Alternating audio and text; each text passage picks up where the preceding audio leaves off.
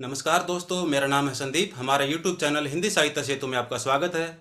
दोस्तों, जब हम हमारी हिंदी भाषा को बोलचाल में प्रयोग करते हैं, इनको बोलते हैं दोस्तों, तो हमें हिंदी भाषा में बोलने में इसकी गलतियों का पता नहीं लगता कि कहाँ पर इसमें बिंदु आएगी, कहाँ लाइन आएगी, कहाँ नहीं।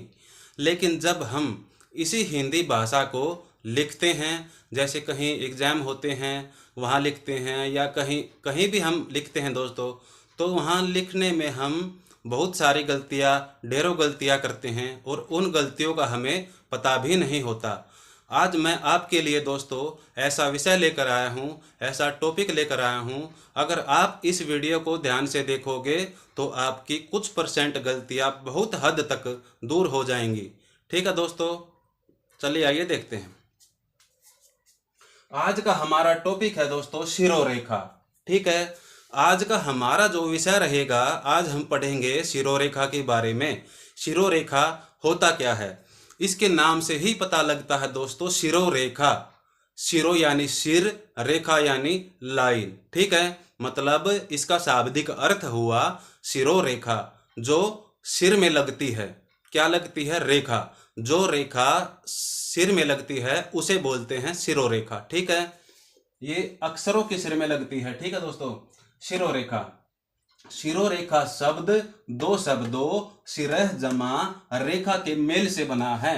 ये सिर है दोस्तों, इसमें यहाँ पे ये विसर्ग लगा हुआ है। जैसे कि सिर है ना, सिर के यहाँ पे विसर्ग लगा है। ठीक है, और जमा रेखा। अब ध्यान से देखें, ये जो विसर्ग होता है ना, ये विसर्ग संधि का नियम इसमें काम करता है। सिर, सिर में यहाँ पे ए की ध्वनि है, स्वर है, और जब विसर्ग के बाद यहाँ पर एक रै वर्ण आता है दोस्तों, तो यहाँ पर विसर्ग का लोप हो जाता है, यहाँ पर विसर्ग हट जाएगा, तब बनता है शब्द हमारा शिरोरेखा। ठीक है, तब बनता है हमारा शब्द शिरोरेखा। जैसे कि रे है, रे कैसे बना है? रे आधा रे जमा ए। ठीक है, मैंने बताया था दोस्तों, तब बनेगा हमारा पूरा रे। जैसे सिर है, अब इसके बाद में हमारा आ गया ए, आ गया ना, ए के बाद आया हमारा जमा रेखा है ना, रे, रे आया। जब इसके बाद ये रे आता है ना दोस्तों, तो हमारा बीच का जो विसर्ग है ना, ये हट जाएगा और हमारा शब्द बनेगा शिरो रेखा। आइए अब हम शिरो रेखा को देखते हैं। शिरो रेखा शब्द दो शब्दों सिर जमा रेखा के मेल से बना है, जिसमें सिर का अर्थ होता है सिर या शीर्ष। शीर्ष का अर्थ होता है दोस्तों सबसे ऊपरी भाग, और रेखा शब्द का अर्थ होता है लकीर या लाइन। तो इस प्रकार शिरोरेखा का शाब्दिक अर्थ हुआ सिर पर खींची जाने वाली रेखा। ठीक है, अर्थात जिस जिस तरह मनुष्य के शरीर में सबसे ऊपर सिर होता है, ठीक उसी प्रकार देवनागरी लिपि में अक्षरों के सबसे ऊपरी भाग पर जो सीधी लकीर खींची जाती है, उसे ही हम शिरोरेखा कहते हैं। ठीक है दोस्तों, अब यहाँ पर देवनागरी लिपि क्यों आया?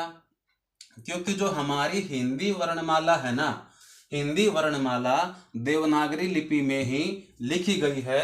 मैंने वर्णमाला की वीडियो में बताया भी था। जो हमारी हिंदी वर्णमाला है उसमें कुल 52 वर्ण होते हैं, और वो देवनागरी लिपि में लिखी गई है। ठीक है दोस्तों, इसीलिए देवनागरी लिपि में ये जो हमारी लिखी गई है, इसके जो अक्षर होते हैं ना, इसके अंदर उन सब के ऊपर एक सीधी लाइन लगती है, उसे ही बोलते हैं शिरोरेखा।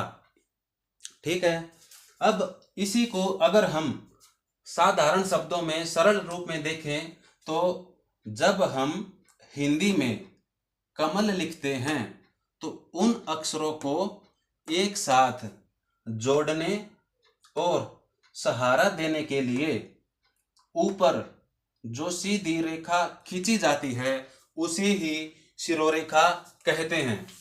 ठीक है दोस्तों, जैसे कमल है, इसको हमने लिख दिया यहां पर, देखिए जैसे कमल है क मैं ल, तो यहाँ पे मैंने यहाँ पर लाइन लगा दी तो सभी के सभी आपस में जुड़ गए। ठीक है, ये हो गया सरल शब्दों में। जब हम हिंदी में कमल लिखते हैं तो उन अक्षरों को एक साथ जोड़ने और सहारा देने के लिए ऊपर जो सीधी रेखा खींची जाती है उसे ही शिरोरेखा कहते हैं। ये हो गया हमारा शिरोरेखा का अर्थ, शाब्दिक अर्थ भी और वैसा परिभाषा भी। ठीक है, अब हम इसकी विशेषताएं देखते हैं दोस्तों कि ये जो हमारा शिरोरेखा है इसकी विशेषताएं क्या हैं। ठीक है, ये किस प्रकार काम करता है। शब्दों का निर्माण, ये जो शिरोरेखा है ये शब्दों का निर्माण में भी बहुत ही महत्वपूर्ण भूमिका निभाती हैं। वर्णमाला में हमने वर्ण पढ़ा था दोस्तों। ठीक है, अब ये वर्णों को जोड़कर शब्द बनाने का काम करेगा। ध्यान से देखो, शब्दों का निर्माण शिरोरेखा ही अक्षरों को जोड़कर आपस में जोड़कर पूरा शब्द बनाती है। शिरोरेखा ही अक्षरों को आपस में जोड़कर पूरा शब्द बनाती है।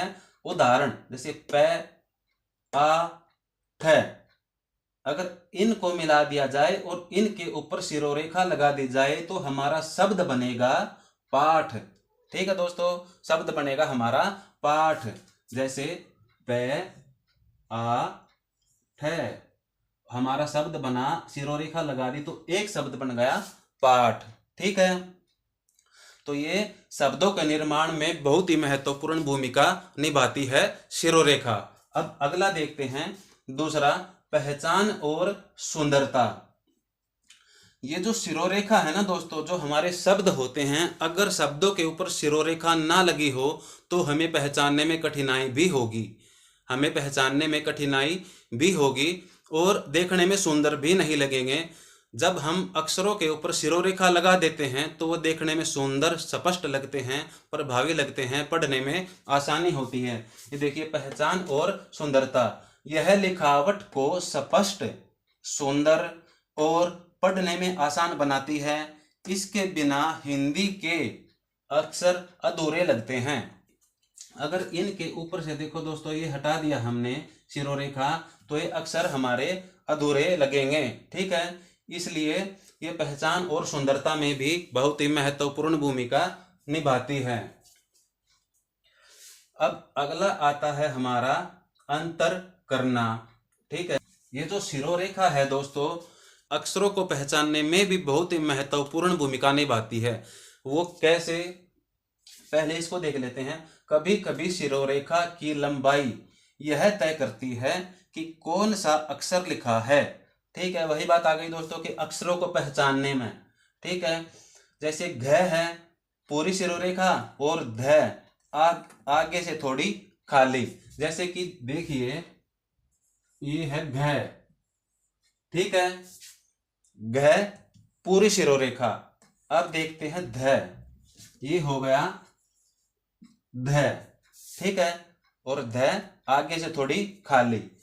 घ पूरी शिरोरेखा, ध आगे से थोड़ी खाली। ठीक है, तो ये ऐसे लिखे जाते हैं दोस्तों। बहुत से छोटे भी और बड़े भी क्या करते हैं कि पूरी ही लगा देते हैं, वो पहचान में नहीं आता कि घ है या ध है। ठीक है दोस्तों, तो शिरोरेखा का बहुत ही महत्वपूर्ण रोल होता है हमारे शब्दों के निर्माण में। इसीलिए हमें इन छोटी छोटी बातों का ध्यान रखना चाहिए ताकि हम गलतियां ना करें। ये था दोस्तों आज का हमारा शिरोरेखा का शाब्दिक अर्थ और शिरोरेखा की सरल परिभाषा और इसकी विशेषताएं। अगर आपको दोस्तों हमारा वीडियो अच्छा लगा हो तो हमारी वीडियो को लाइक करें, शेयर करें और सब्सक्राइब करें। तब तक के लिए दोस्तों, जय हिंद।